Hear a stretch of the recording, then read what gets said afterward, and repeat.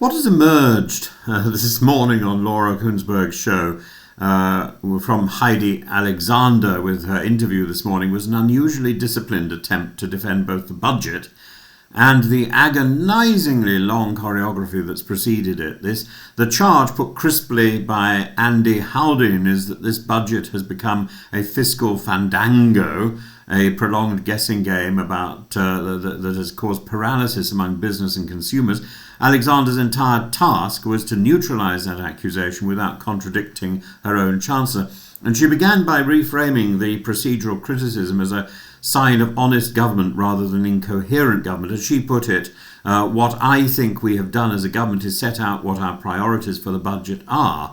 Those priorities, the cost of living, NHS waiting lists and the national debt, formed the spine of her defence. Her repeated assertion the Chancellor has been open and honest about the considerations that are at play was meant to cast the leaks and the briefings as transparency rather than turbulence. She then tied the uncertainty to the OBR's downgrades. The review of productivity forecasts, she argued, meant this process has really taken place on shifting sands, and those sands were global. It's revealing that she reached for the international headwinds so early, shifting attention away from the government's own decisions. The line, "It's going to be tough, and we need to understand that," was an effort to normalise the turbulence as responsible candour. When challenged directly with Haldane's conclusion that months of speculation had materially damaged the economy, she replied with an axiom designed to look unarguable: "People always speculate in advance of a budget, Laura, and we have always said wait until the budget on the 26th of November. The problem, as Kuenssberg immediately pointed out, is that ministers have not been saying wait and see, they've been rolling the pitch sometimes daily. And Alexander dodged that inconsistency with one of the interview's most striking admissions: "We would have been damned if we do, damned if we don't." That concession is as close as any minister will come to admitting that the choreography has backfired. On rail fares, she was firmer and more confident because she had a solid deliverable. She stressed that the freeze is the first time in 30 years that any government has frozen fares, and that over 1 billion journeys will benefit. The example she used, a saving of over £300 from Milton Keynes flexi season commuter, is designed to be concrete enough to survive the week's political turbulence. Kuenssberg's repeatedly pressed the question, who is going to pay for that? But Alexander held the line, that is a fully funded policy, and capital investment will be protected. Her reference to Liz Truss complaining about hospitals on stilts was not accidental. It was a sharp reminder of the Conservative tendency to slash capital budgets and then lament the consequences. She wanted that contrast established before Wednesday. On electric vehicles, she again anchored her argument in numbers. Purchases of electric vehicles are at a record high, she insisted, citing that 35,000 buyers who had already used the grant. But Kuenssberg exposed the tension at the heart of the policy. The government appears poised to make purchasing cheaper while making driving more expensive, and that seems contradictory. Alexander refused to preempt the budget but delivered the official line with precision. We need a fair vehicle taxation system for all motorists, but we're not going to do anything to jeopardise the transition.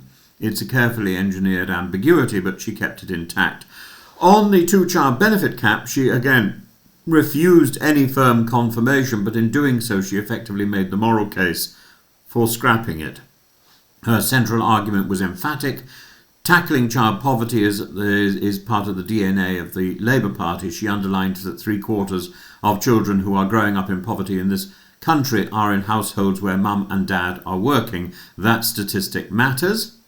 It rebuts the accusation that the cap only discourages non-working families. She framed the government's duty in plain social language. Children's chances in life shouldn't be determined by the size of their parents' bank balance. It was an argument unmistakably aligned with those urging the Chancellor to act. What she did not say speaks almost as loudly as what she did. Her comments on Ukraine were brief and telling. She reaffirmed UK support for the push for peace while insisting the only people that can determine the future of Ukraine are the Ukrainians themselves.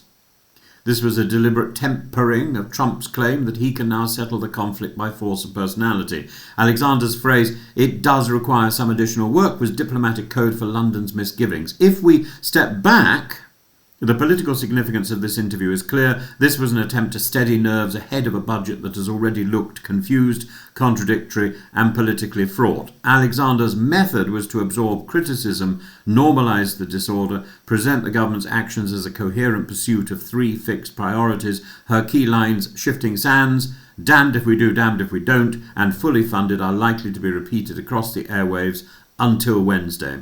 But the deeper truth is that the budget has been dogged by a credibility problem. Too many leaks, too many reversals, too many hints at taxes that Labour solemnly promised not to raise. Alexander did what experienced ministers do. She defended the process by redefining the controversy as prudence. Whether the public believes that is another matter entirely. What she offered today was a polished defence, rooted in the words she kept circling back to: tough choices, long-term decisions, and an electorate that needs to understand the constraints. The country will decide on Wednesday whether that story holds. But it was an impressive performance.